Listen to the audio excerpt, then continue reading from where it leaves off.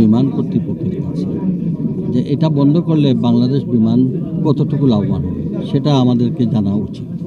শুধু সিলেটের প্রশ্ন আসলে মাঝে মধ্যে ওনারা বিমান ম্যানচেস্টার, বিমান নিউ ইয়র্ক, খালি শুধু সিলেটের ক্ষেত্রে আসলে এইগুলা বন্ধ করার একটা আমি মনে করি সিলেট বিদ্বেষী মনোভাব এবং এটা একটা আমাদের সঙ্গে একটা বৈষম্য।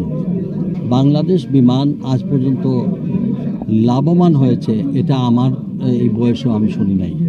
শুধু ম্যানচেস্টারের এটা বন্ধ করলে ওনারা কোথায় স্বর্গে যাবেন সেটা আমার জানা নেই। আমার মনে হচ্ছে আমাদের কথা যদি আমাদের এই পালস যদি ওনারা না বুঝেন তারা ভুল করবেন। আমরা কিন্তু এখন আর বসে থাকবো না এবং ওই টেরিটরিতে যারা এই প্রস্তাব নিয়ে আসছে তারা আমরা মনে করি আমাদের সঙ্গে তাদের বিমানসুলভ আচরণ বন্ধ করা হোক, অনতিবিলম্বে আমাদের বিমান এটাকে বহাল রাখা হোক, অন্যথায় যে কোনো পরিস্থিতির জন্য প্রতিবাদ জানাচ্ছি। কারণ আমরা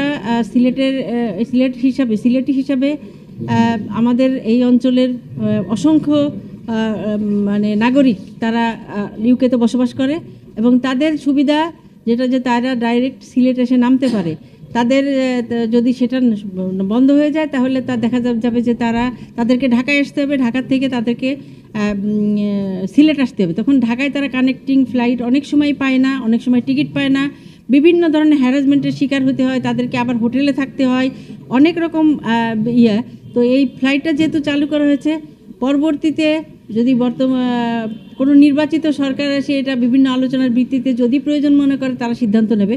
তবে আমার মনে হয় না এটা সম্পূর্ণভাবে অনুচিত হবে। এই বর্তমান সরকার একটা অন্তর্বর্তীকালীন সরকার, তাদের অবশ্যই উচিত হবে না এই ফ্লাইট